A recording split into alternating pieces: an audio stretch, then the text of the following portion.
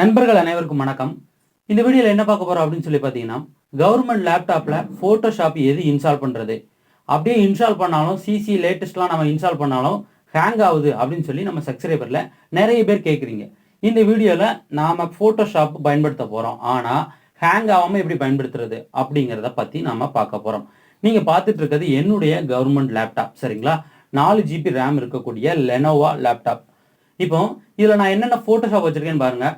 7.0 CS3, அப்புறம் பார்த்தீங்கன்னா Photoshop CC 2019 வச்சுருக்கேன். இப்போ இந்த ஃபோட்டோஷாப் நம்ம பயன்படுத்தும் போது எனக்கு லேகிங் ப்ராப்ளம் வந்து அவ்வளோவா இல்லை. அதுக்கு என்னன்னா நான் ஒரு சில செட்டிங் சேஞ்ச் பண்ணி வச்சுருக்கேன். இப்போ ஃபஸ்ட்டு என்ன அந்த செட்டிங் அப்படிங்கிறத நம்ம பார்க்கலாம், சரிங்களா? ஃபஸ்ட்டு எடிட்டில் இந்த விண்டோஸை கிளிக் பண்ணி விட்டுட்டு எடிட் அப்படின்னு நீங்கள் கிளிக் பண்ணிங்கன்னா எடிட் த சிஸ்டம் என்விரான்மெண்ட் அப்படின்னு சொல்லி ஒரு ஆப்ஷன் வரும். ஆல்ரெடி இந்த ஆப்ஷன் நம்ம ஒரு வீடியோவில் சொல்லியிருக்கோம். இப்போ இந்த வீடியோவில் சொல்லிக்கலாம். இதில் பெர்ஃபார்மன்ஸ் அப்படின்னு இருக்கிறதுல இந்த செட்டிங்கை ஒரு கிளிக் பண்ணுங்கள். இதை கிளிக் பண்ணதுக்கப்புறம் உங்களுக்கு இதில் நிறைய டிக் இருக்கும், சரிங்களா? இந்த இடத்துல கஸ்டம் கிளிக் பண்ணிவிட்டு நான் கொடுத்துருக்க இந்த 5ஐயும் நீங்கள் டிக் பண்ணிக்கிடுங்க. இந்த 5ஐயுமே டிக் பண்ணாமல் விடலாம். ஆனால் நம்மளுக்கு நம்ம பிக்சர் என்ன பிக்சர் வச்சுருக்கோம் அப்படிங்கிறது ஃபோல்டர் உள்ள போய் பார்த்தோம்னா சரியாக தெரியாது. அதுக்காக இந்த 5 டிக்கும் நீங்கள் பண்ணிக்கணும், சரிங்களா? மீதி எல்லாமே என்னென்னா சின்ன சின்ன அனிமேஷன். மினிமைஸ் பண்ணும்போது ஒரு மாதிரி ஒரு டிசைனிங்கில் உள்ளே போவோம். இந்த சைடில் ட்ராப் ஷேடோ தெரியும். இந்த மாதிரி சின்ன சின்ன அனிமேஷன் எல்லாத்தையும் நம்ம இதை கட் பண்ணி வச்சுருக்கோம், சரிங்களா? ஓகே, அதுக்கப்புறம் ஓகே கொடுத்துக்குங்க. ஸோ அதுக்கப்புறம் பார்த்தீங்கன்னா ஃபோட்டோஷாப்பில் தான் நம்ம வந்து இந்த செட்டிங்ஸை மாற்றணும். இப்போ நான் என்னுடைய ஃபோட்டோஷாப் ஓப்பன் பண்ணுறேன், சரிங்களா? ஃபோட்டோஷாப் ஓப்பன் பண்ணும்போது டபுள் கிளிக் பண்ணிவிட்டு வேறு எங்கேயுமே கிளிக் பண்ணாமல் விடுங்க. ஆட்டோமேட்டிக்காக உங்களுக்கு ஃபோட்டோஷாப்பு ஸ்பீடாக ஓப்பன் ஆகும். இப்போ பாருங்களேன், டபுள் கிளிக் பண்ணுறேன். அதுக்கப்புறம் பார்த்தீங்கன்னா மவுஸில் நாம் வந்து ரீப்ரெஸ் எதுவுமே பண்ணக்கூடாது, சரிங்களா? இப்போ பாருங்க, எனக்கு லோட் ஆகுது. இந்த மாதிரி லோட் ஆகிட்டு இருக்கும்போது நம்ம என்ன பண்ணுவோம், டக்குன்னு நிறைய கிளிக் பண்ணுவோம். அப்போ என்ன பண்ணுவோம், ஸ்க்ரீன் பார்த்தீங்கன்னா ஒயிட் ஆகும், அப்படியே க்ளோஸ்டு ப்ரோக்ராம்னு வந்துடும். நம்ம லேப்டாப்பு பார்த்தீங்கன்னா கவர்மெண்ட் லேப்டாப் தான் வச்சுருக்கோம். அதனால் என்ன பண்ணணும், கொஞ்சம் பொறுமையாக தான் நம்ம வந்து இந்த ஃபோட்டோஷாப்லாம் ஓப்பன் ஆகும்போது பொறுமையாக தான் இருக்கணும், சரிங்களா? இது மட்டும் இல்லாமல் நிறைய பேர் பண்ணுற தப்பு என்னென்னா, நிறைய ஃபில்டர்ஸ் யூஸ் பண்ணுறாங்க. நிறைய ஃபில்டர் வந்து இன்ஸ்டால் பண்ணி வச்சுக்கிறாங்க. இந்த ஃபில்டர் வந்து உங்களுக்கு எந்த ஃபில்டர் தேவையோ அதை மட்டும் வைங்க. டோபாஸ் கலெக்ஷன் எடுத்துக்கோங்க, அதில் நிறைய இருக்குது. ஆனால் எல்லாருமே ஃபுல்லாக இன்ஸ்டால் பண்ணிடுறாங்க. அதை இன்ஸ்டால் பண்ணக்கூடாது. உங்களுக்கு எது தேவை, உங்களுக்கு எந்த ஃபில்டர் தேவையோ அதை மட்டும் வச்சுட்டு மீதி எதையுமே நீங்கள் வைக்காமல் எடுத்து விட்றலாம், சரிங்களா? ஓகே, இப்போ எனக்கு ஃபோட்டோஷாப் ஓப்பன் ஆயிடுச்சா? இப்போ சாம்பிளுக்கு என்ன பண்ணலாம், ஒரு பிக்சர் ஓப்பன் பண்ணலாம். இப்போ இந்த பிக்சர் ஓப்பன் பண்ணிக்கிறேன். இப்போ நீங்கள் கேட்கலாம், ஃபோட்டோஷாப்பில் நிறைய இருக்குது சார், ஆனால் நீங்கள் ஏன் 2019 வச்சுருக்கீங்க? நீங்கள் ஒரு 2020 வச்சுருக்கலாம், இல்லை 21 இன்ஸ்டால் பண்ணலான்னு கேட்கலாம். 2019 வச்சுருக்க காரணம் என்ன அப்படின்னு சொல்லி பாருங்கள். இப்போ 2019 இருந்து தான் இந்த செலக்ட் சப்ஜெக்ட் அப்படின்னு சொல்லி ஒரு ஆப்ஷன் இருக்குது. இந்த செலக்ட் சப்ஜெக்ட் இந்த ஆப்ஷன் 2019 இருந்து தான் நமக்கு பார்த்தீங்கன்னா இருக்குது, சரிங்களா? 2018 கிடையாது, 17 கிடையாது, அதுக்கு கீழே கிடையாது. 2019, அதுக்கப்புறம் 20, 21 இதிலெல்லாம் இருக்குது. எதுக்காக 2019 இன்ஸ்டால் பண்ணேன்னா, 2019 ஃபோட்டோஷாப்பை இன்ஸ்டால் பண்ணும்போது இதோட ஸ்டோரேஜ் எனக்கு ஒரு 1.1 GB தான் எனக்கு பிடிக்கும், சரிங்களா? 1.80 அந்த மாதிரி தான் வரும். அப்படிங்கும்போது என்னுடைய ஸ்டோரேஜில் வந்து இடம் வந்து கம்மியாக இருக்கும். எனக்கு 4 GB ரேம்ங்கிறனால இது போதும். இதே நான் 2021, 22, 23 இன்ஸ்டால் பண்ணுறேன்னா அதோடைய ஸ்பேஸ் எவ்வளோ இருக்குன்னா 3.25 GB, 4 GB வரும். அப்படிங்கும்போது எனக்கு அதிக லேகிங் ஆகும். அதுக்காக தான் நான் 2019 வச்சுருக்கேன். இப்போ நம்மளுக்கு செலக்ட் சப்ஜெக்ட் கொடுக்கையும் பாருங்கள், குயிக்காக செலக்ட் ஆகிடுச்சு. இப்போ இந்த எட்ஜஸை மட்டும் உங்களுக்கு வந்து கொஞ்சம் நீங்கள் செக் பண்ணுற மாதிரி இருக்கும். எட்ஜஸை மட்டும் பார்த்துட்டு உங்களுக்கு எந்த இடத்துல செலெக்ஷன் சரியாகலையோ நீங்கள் என்ன பண்ணணும், அதுக்கு ஷிஃப்ட்டு ஆல்ட் இந்த 2 பட்டன் தான் நம்மளுக்கு இந்த செலெக்ஷனுக்கு. வெளியில் இப்போ செலெக்ஷன் இது வேண்டான்னா ஆல்ட் பட்டனை கிளிக் பண்ணி இந்த மாதிரி ட்ராக் பண்ணுறேன். ஆல்ட்டை கிளிக் பண்ணிக்கிறேன், ட்ராக் பண்ணிக்கிறேன். ஸோ அதே போல் இந்த பக்கமும் பார்த்தீங்கன்னா ஜூம் பண்ணிக்கிறேன் பிக்சர் நல்லா. இந்த இடத்துல நான் கிளிக் பண்ணி இந்த மாதிரி ட்ராக் பண்ணிக்கிறேன். இப்போ பாருங்கள், அழகாக பார்த்தீங்கன்னா எனக்கு செலக்ட் ஆகிடுச்சு. இப்போ நான் என்ன பண்ணுறேன், இந்த மாஸ்கிங் ஒரு கிளிக் பண்ணியும் பிக்சர் குயிக்காக எனக்கு கட் ஆகிடும். அதுக்கு போக பேக்ரவுண்டில் ஒரு சியான் கலர் நம்ம ஏதாட்டும் ஒரு கலர் ஃபில் பண்ணிக்கலாம். ஒரு ஆக்ஷன் வச்சுருக்கேன், ஒரு கிளிக் பண்ண எனக்கு கலர்ஃபுல் ஆகிடும். இந்த ஒரு விஷயத்துக்காக தான் இந்த ஃபோட்டோஷாப் நான் பயன்படுத்துகிறேன். ரொம்ப குயிக்காக பார்த்தீங்கன்னா எனக்கு பிக்சர்ஸை கட் பண்ணிடும்.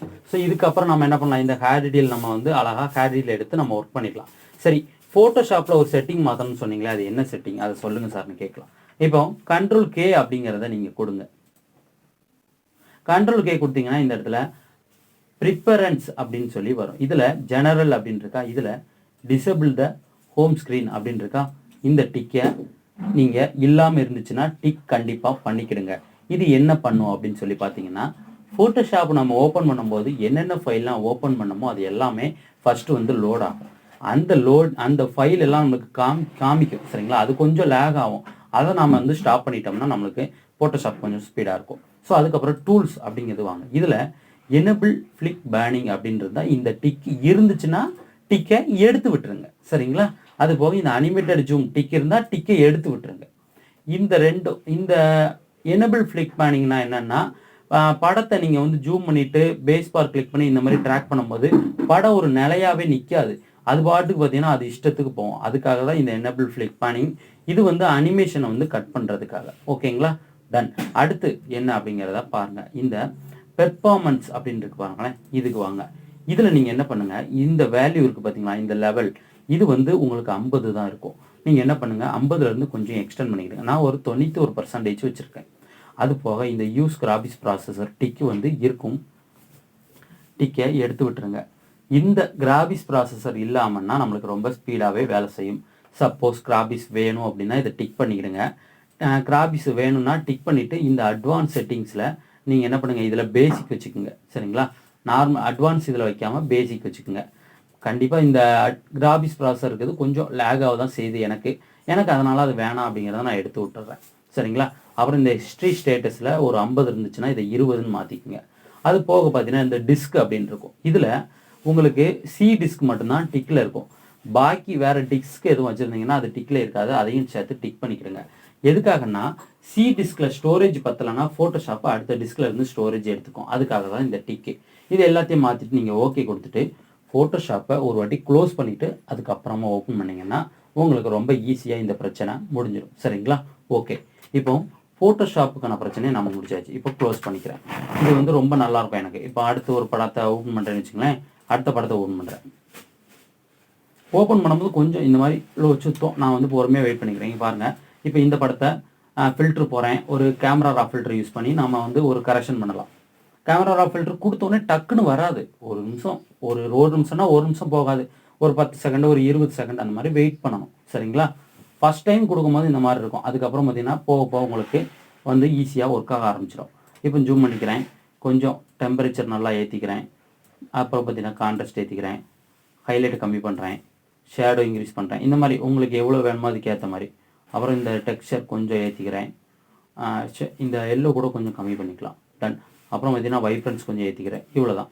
இப்போ பாருங்கள், கலர் பாருங்கள். நம்மளுக்கு ரொம்ப அழகாக பார்த்தீங்கன்னா இது ஒரிஜினல், இது எடிட்டிங்.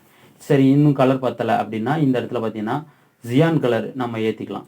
ஜியான் கலர் இந்த இடத்துல நான் வரேன். ஜியான் கலர் பார்த்தீங்கன்னா இந்த ப்ளூவில் இருக்குங்களா.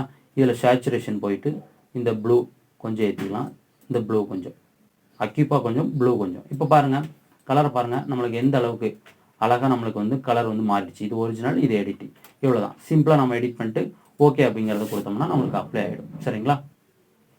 இப்போ பாருங்கள், இது ஒரிஜினல், இது எடிட்டிங். குயிக்காக நம்ம வந்து கரெக்ஷன் பண்ணியாச்சு. ஓகே, இப்போ இன்னொரு பிரச்சனை என்னன்னு சொல்லி பார்க்கலாம். அதாவது எல்லாருமே அழகி ப்ளஸ் தமிழ் டைப்பிங்கு பயன்படுத்துகிறாங்க. ஆனால் அந்த ஷார்ட்கட் கீ அப்படிங்கிறது சரியாக வேலை செய்யலை. ஷார்ட்கட் கீ F10 கொடுத்துருக்காங்க சரிங்களா. இல்லைனா Alt F10 அப்படின்னு இருக்குது சார். நாங்கள் வந்து F10 கொடுத்தா எங்களுக்கு பிரைட்னஸ் ஏறி இறங்குது சார் அப்படின்னு கேட்குறீங்க. கவர்மெண்ட் லேப்டாப்பை பொறுத்த வரைக்கும் F1, F2 இந்த மாதிரி இருக்க கீ இருக்குது பார்த்தீங்களா. F1லேருந்து F12 வரைக்கும் எல்லாத்துக்குமே ஆட்டோமேட்டிக்காக அதிலே கீ கொடுத்துருப்பாங்க. அதுக்காக தான் வேலை செய்யும். இன்னொன்று, கவர்மெண்ட் லேப்டாப்பில் FN ஒரு பட்டன் கொடுத்துருப்பாங்க. அது எதுக்காகன்னா, நீங்கள் இப்போ F10ல் பிரைட்னஸ் குறையுதுன்னு வச்சுங்களேன். இதே F1 பட்டனை கிளிக் பண்ணி F10 கொடுத்தீங்கன்னா அதை ரெண்டாவது இன்னொரு கீயை நீங்கள் பயன்படுத்திக்கலாம் சரிங்களா. இந்த விஷயம் பார்த்தீங்கன்னா நிறைய பேருக்கு தெரியாது. இப்போ நான் அழகி ப்ளஸ் ஓப்பன் பண்ணிக்கிறேன். இந்த ஷார்ட்கட் பிரச்சனை நிறைய பேருக்கு இருக்குது. என்கிட்ட கால் பண்ணி கேட்குறவங்கலேருந்து கமெண்ட் பண்ணுறாங்க வரைக்கும் நிறைய பேர் இந்த பிரச்சனையை பற்றி சொல்லியிருக்கீங்க சரிங்களா. நம்ம சப்ஸ்கிரைபரில் கமெண்ட்லேயே நிறைய பேர் இதை சொல்லியிருக்கீங்க. இப்போ அழகி நான் வந்து ஓப்பன் பண்ணியாச்சு. இப்போ அழகில நான் என்ன டைப்பிங் யூஸ் பண்ண போகிறேன்னா தங்கிலீஷ் டைப்பிங். அதாவது நம்ம சாட்டிங் பண்ணுவோம் பார்த்தீங்களா. இப்போ முருகன் நம்ம இங்கிலீஷில் டைப் அடித்தோம்னா தமிழில் முருகன் அதை அடிக்கும். அதுதான் தங்கிலீஷ் டைப்பிங். இப்போ இந்த லாங்குவேஜில் தமிழ், ஃபாண்ட், என்கோடிங்கில் செந்தமிழ். நான் எஸ்ஆர் ஃபாண்ட் பயன்படுத்துகிறேன், அதனால் செந்தமிழ் வச்சுக்கிறேன். இந்த கீபோர்ட் லேஅவுட்டில் பொனிட்டிக் டிரான்சாக்ஷன் வச்சுக்கிறோம். இதில் ஆல்ரெடி உங்களுக்கு என்ன கீ இருக்கும்னா இந்த Alt F10 இருக்கும் சரிங்களா. உங்களுக்கு நார்மலாக இருக்கக்கூடிய கீ சொல்கிறேன். இந்த Alt F10 இருக்கும். இப்போ நீங்கள் வந்து அழகி பயன்படுத்துகிறீங்கன்னாலே உங்களுக்கு இங்கே காட்டுத கீன்ல நீங்கள் F10 இங்கே செட்டிங் வச்சுட்டிங்களா, தமிழ் செந்தமிழ் இந்த பொனிட்டிக் வச்சுட்டீங்க, வச்சுட்டு நீங்கள் மினிமைஸ் பண்ணிவிட்டு F10 அப்படிங்கிறத கொடுத்தாலே உங்களுக்கு என்ன பண்ணும், இங்கே டிஏன்னு வந்துடும்.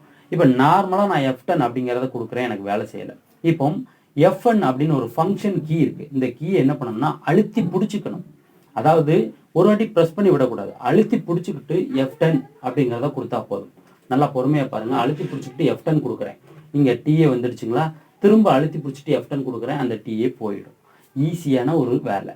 F1 பட்டனை அழுத்தி பிடிச்சிக்கணும், பிடிச்சிக்கிட்டு F10 கொடுத்தா டிஏ வரும், அழுத்தி பிடிச்சிட்டு F10 கொடுத்தா டிஏ போயிடும். ரொம்ப சிம்பிளாக முடிஞ்சிடும். ஆனால் இது நிறைய பேருக்கு தெரியல. இந்த கீயை எப்படி யூஸ் பண்ணணும் அப்படின்னா, நம்ம ஹாலிங் பெல் எல்லார் வீட்லேயும் இருக்கும் சரிங்களா. சில வீட்டில் இருக்கும், சில வீட்டில் இருக்காது. நிறைய வீட்டில் நம்ம அடித்து பார்த்துருப்போம் சின்ன வயசில். இப்போ இந்த ஹாலிங் பெல் என்ன பண்ணியிருப்பாங்கன்னா, சுவிட்ச் நம்ம வந்து லைட் சுவிட்சை போட்ட உடனே டக்குன்னு அடிக்கும், அது ஆஃப் பண்ணுறது நம்ம பண்ணணும். ஹாலிங் பெல் அப்படி வைக்க மாட்டாங்க. ப்ரெஸ் பண்ணிட்டு விட்டோம் அப்படின்னா அது ஆஃப் ஆகிடும். அதாவது ஃப்ரிங் மாதிரி கொடுத்துருப்பாங்க, அழுத்தி பிடிக்கணும், விட்டால் ஆஃப் ஆகிடும். அதே போல தான் இந்த பட்டனையும் அழுத்தி பிடிச்சிட்டு நீங்கள் F10 கொடுத்தா உங்களுக்கு இந்த டிஏங்கிறது வரும். அதே போல் அழுத்தி பிடிச்சிட்டு நீங்கள் F10 கொடுத்தீங்கன்னா டிஏங்கிறது போகும் சரிங்களா. இதை நீங்கள் தெரிஞ்சுக்கங்க. சரி, இது எங்களுக்கு செட் ஆகலை சார், வேறு ஏதாட்டும் வழி இருக்கா இதுக்கு அப்படின்னு கேட்கலாம். கண்டிப்பாக வழி இருக்குது. கீயை மாற்றலாம். எப்படி மாற்றுறது அப்படிங்கிறத பாருங்கள்.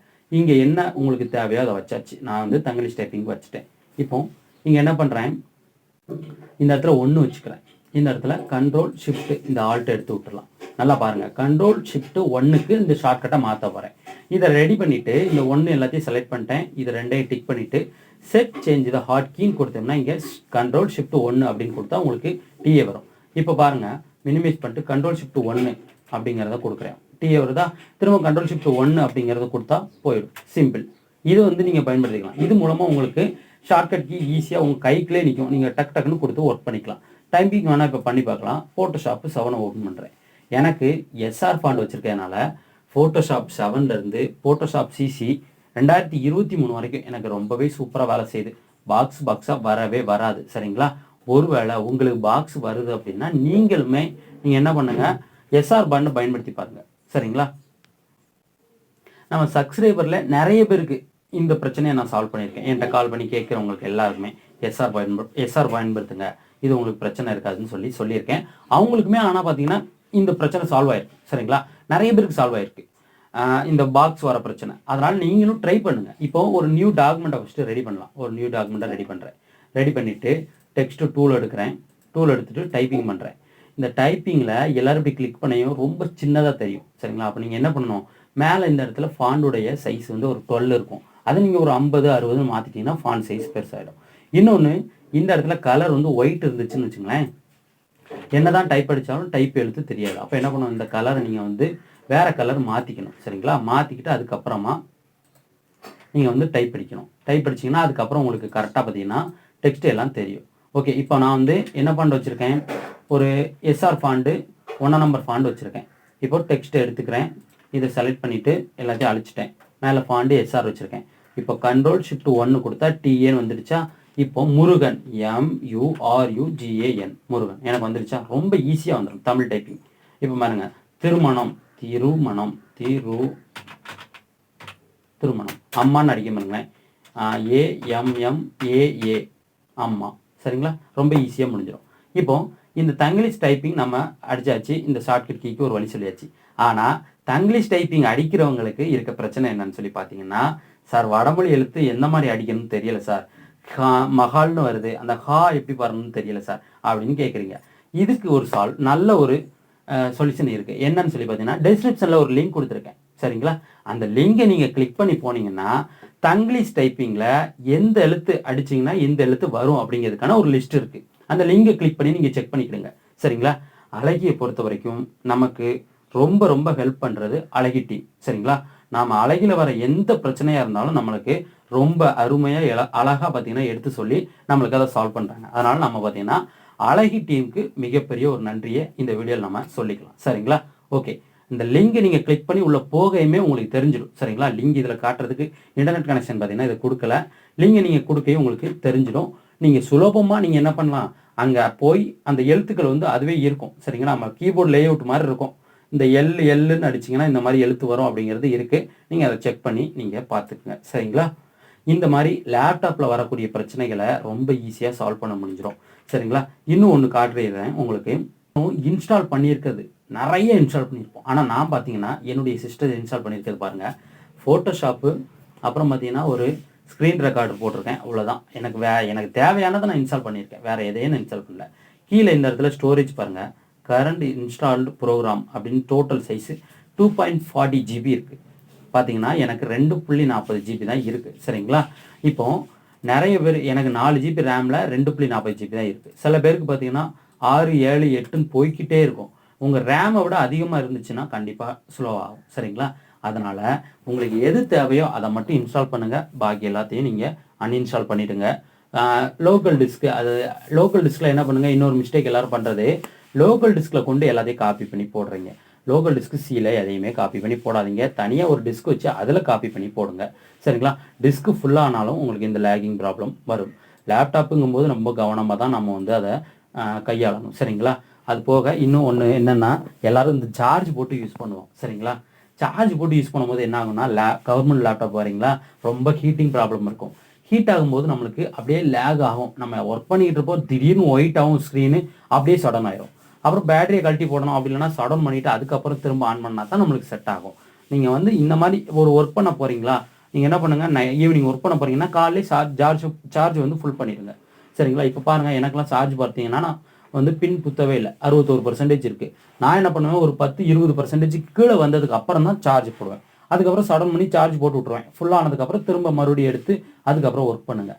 இந்த மாதிரி பண்ணும்போது உங்களுக்கு இந்த ப்ராப்ளங்கள்லாம் சால்வ் ஆகும். கவர்மெண்ட் லேப்டாப் தான் நம்ம சப்ஸ்கிரைபரில் நிறைய பேர் யூஸ் பண்ணுறீங்க. நான் வந்து இதை தான் ஃபாலோ பண்ணிக்கிட்டு இருக்கேன்.